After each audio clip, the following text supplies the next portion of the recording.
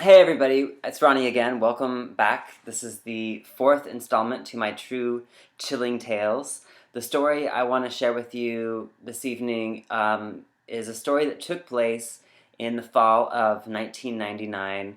I had just moved back from the Seattle area with Raven, my best friend and roommate, and we had rented and moved into a two-story A-frame house that was in a neighborhood called Solmar. And for those of you who are from the North Olympic Peninsula, you may or may not have heard of Solmar, but it's this neighborhood that's in between Port Angeles and Sequim, and it's basically a residential area that's in the woods, and in the center of this neighborhood is a big man-made lake called Lake Solmar.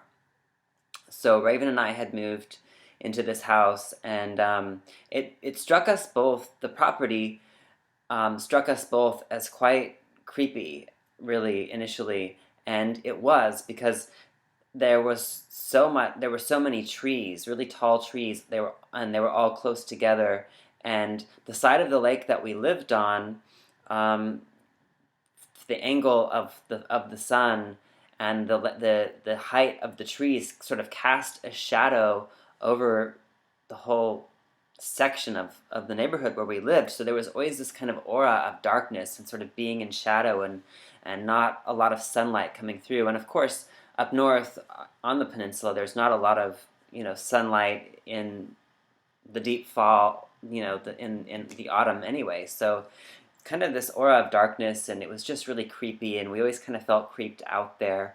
Um, and I remember people used to come out and tell me, I heard this from multiple people, multiple of my friends would say, the property out here really gives me the weebie-jeebies, it's just kind of creepy out here, and they were right. And Raven worked at graveyard shifts, and she didn't like staying there, so she would actually either be working the graveyard shifts or she would just stay away and she wouldn't be home at all. And so I would be in the house alone a lot at night, and I didn't have a car, so I didn't, have the freedom to I wasn't in town, so I couldn't come and go as I pleased. And I worked in Sequim. Actually, I worked in Carlsberg, which is that little community right before Sequim. And I used to work nights, so I would come home at night, and I would get off the bus right, Highway 101, and I would have to walk into into this residential area where I lived in the woods, and it was quite a trek. And I remember walking home in the dark so many times by myself, totally creeped out. And I used to just sing little songs like "This Little Light of Mine" to distract myself from being afraid. And all of the houses in the neighborhood were spaced quite a far apart, so I never really saw any of my neighbors. I never saw any people around, which kind of added to the creepiness of it. And in the backyard of the house where I lived was the lake that I told you about, Lake Solmar, and we had a little fishing dock in the backyard that sat out on the water. And I remember sitting out there on that dock quite a few times, like maybe a handful of times, with some friends who were over. We'd be sitting out there talking, and bats would come down and swoop down right behind us, and they were so close that you would feel them just go right by you. And that was always really kind of creepy. So the story I'm going to share with you, the true chilling tale that I'm going to share with you this evening, took place on a day in the fall, and my friend Erin Marie, who is one of my best friends, and she used to actually come and spend a lot of time with me. Sometimes she would sleep over, and sometimes she would just hang out, but she was somebody who spent a lot of time with me at that time. And she was over one night, and it was pre-dusk. It was that time of day. It was still daylight, and it was just before dusk, so there was kind of that pre-dusk feeling. And she and I were sitting out on the deck by the lake, and everything was really still and really calm, and there was a mother duck that was swimming across the water, and behind her were her ducklings, and they were kind of all swimming, serenely behind her in like a single file row, and it was really cute, Mama Duck and her little baby ducks. And so Aaron and I are sitting there, and we're just taking in the scenery all around us, and quite suddenly, from seemingly nowhere, just sort of came out from above, from the air, came this huge, like, black mist. In fact, no, it wasn't even a mist. I mean, it wasn't transparent like a mist. It was a really condensed, thick black mass of energy, almost like a big black cloud. But it seemed to be conscious. There seemed to be like a consciousness about it, and it came from above with intention towards the ducks. It came down really quickly towards the ducks, and as it approached the ducks all reacted to it, and they all started quacking, and they all kind of started to scatter away, and flapping their wings and scattered away. And when the ducks reacted to it, Aaron Marie and I reacted to it, and we both said at the same time, "What the fuck?"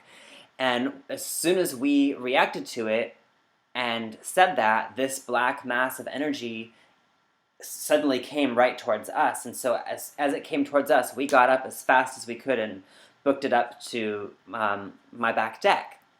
And you got to realize this all happened very quickly. So it was like we were sitting there, everything was peaceful. Black mass of energy came down, the ducks scattered, we reacted, it came after us, and we started running.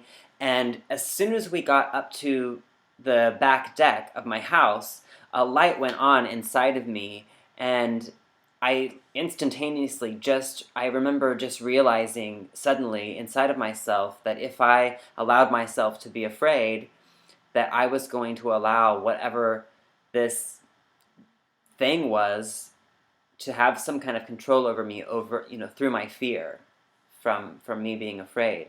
And so I sort of instantaneously had that realization as I approached the porch, the back deck. And so I suddenly just turned around and stuck my hand out, and I remember saying, "I rebuke you in the name of Jesus Christ. I am a child of God. You have no power over me. I command you to leave." I don't remember exactly what I said, because it was very suddenly and very in the moment that I sort of was overcome with this. But as soon as I had that realization, and the moment I turned around back towards the water where it had come from to rebuke it, it was gone. So I know that the faith that I had, and sort of like recognizing that I was afraid and then turning around to face my fear, it repelled this dark force, or whatever it was. And I definitely believe, whether you believe in Jesus Christ, or whether you believe in God, or whether you have a completely different religion or spirituality, I really believe that calling upon an all-loving, all-powerful, higher force than yourself, and having faith in goodness over darkness, having faith in light over darkness, I really believe that there's truth in that. I think that's really important to remember. If you're somebody like me who has encountered a lot of really unusual circumstances in your life regarding unexplainable or supernatural energy, and if you're afraid, know that you can call on God, or whatever it is that you believe in. And I think that it's the love energy behind that. So if whatever it is you call upon, just, if you have faith, call on it, and face your fear, because the more afraid that you are, the more power it will have over you. So that was a pretty intense experience. It was pretty crazy, and Erin Marie and I have discussed it a lot over the years. We're still very close, and it's still something that we talk about, and still something that we remember. We remember the exact same experience. There's no difference in our memory. We both experienced it together. And Erin Marie has actually had quite a few experiences herself. She's had quite a few true life chilling tales, enough to rival the ones that I've experienced. And she and I have experienced a few other things together, and you'll be hearing about those in videos to come. And I'm actually going to be twisting Erin Marie's arm. And Erin, I know you're watching this. And hopefully I'll be able to convince her when I see her this summer to share some of her stories on camera with you so that you can hear about them. Until then, be well, take care, and thank you for watching my videos.